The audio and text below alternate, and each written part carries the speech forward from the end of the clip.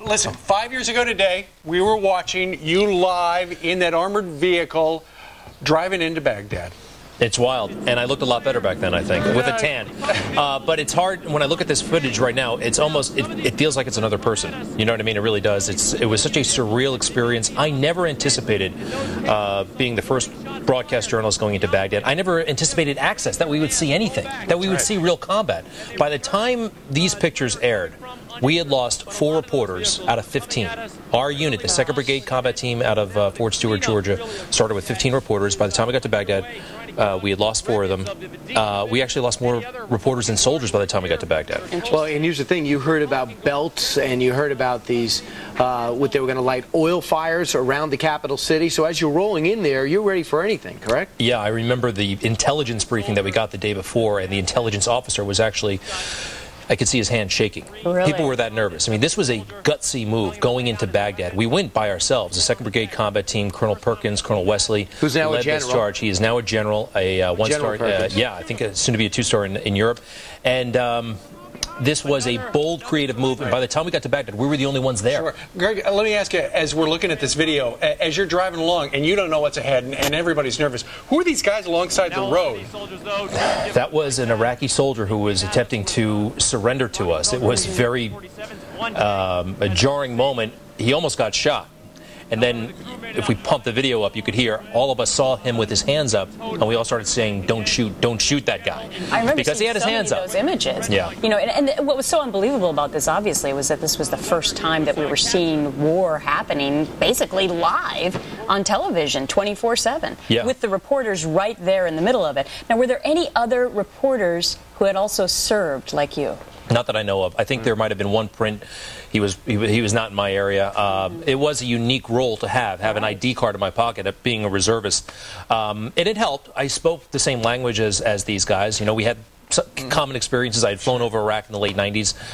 It was definitely but here's what also, this where you got got scraped up a little bit, but also I remember... Shrapnel. What happened here? Glass, right? It was a little bit of metal, a little bit of glass. Mal James, my photographer, was taking a picture of me. Then a mortar exploded about 10, 12 feet, we estimate, from us, and it blew us both off of our feet.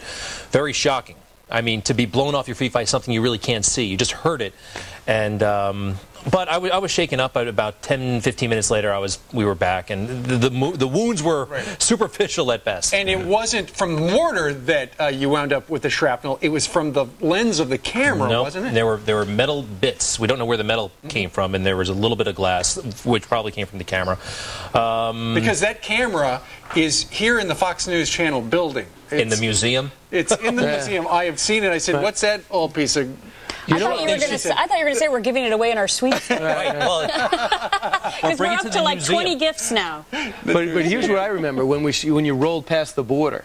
And you didn't know how long you're going to be able to do it. You're able to run the camera, and all we see is after 6 months of a buildup in Kuwait, you start rolling into Iraq, and we're just seeing. We don't know where you're going to find resistance. Yeah, in fact, we ran. You just driving across the desert for I think straight 2 hours, and we have never had such enormous ratings because nobody knew what was ahead for you. Yeah, for a while there, it looked easy. Things were going well. I mean, in southern Iraq, for the first, I guess, day and a half, we didn't meet any resistance. And this is going to be, we're off to the races. This is fun. Then we were ambushed, and then it hit us in a very serious way that this is a big deal. The whole Saddam Fedayeen became part of our vernacular. We didn't even know you guys were going to run into that. You know, some folks, they were saying, oh, the civilians, they're greeting us, like, and we did see a little bit of that, but right after we saw that, about a mile up the road, we were ambushed. So we were very suspicious of the civilians. And I'm just remembering one of the other things everybody was worried about back then was, well, he's got all these biological weapons.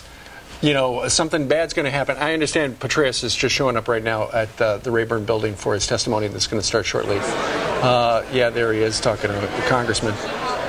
Do you remember that, going back to the day when you were worried that there might be some biological agents in the air as well? Yes. Forget about just bullets. We were wearing chemical protective suits all the way up to Baghdad. I mean, heavy pants and a jacket that the Army issued us, and that was very much on our minds. But thankfully, it never And the happened. Marines and the soldiers, they were convinced that biological weapons were going to be coming your way, and that's what they were training for.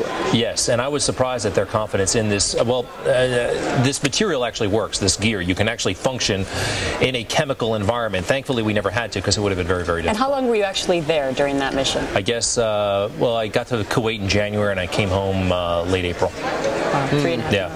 So then I went back several times that summer, and in 2005, we thought it was over. When we came home the first time, we were, well, Of course. Thankfully, we won't have to do that again. Right. We were wrong. 5 years later, you are now a lieutenant colonel. Right. It's a great country. They'll promote anybody. And I'll watch you this weekend, right? On Fox and Friends. Yeah, I'll be on somewhere this weekend, I think. Okay, He's we'll look on all forward. the time, in the morning, at night. I stay tuned whenever I know the Thanks, lieutenant guys. colonel's going to.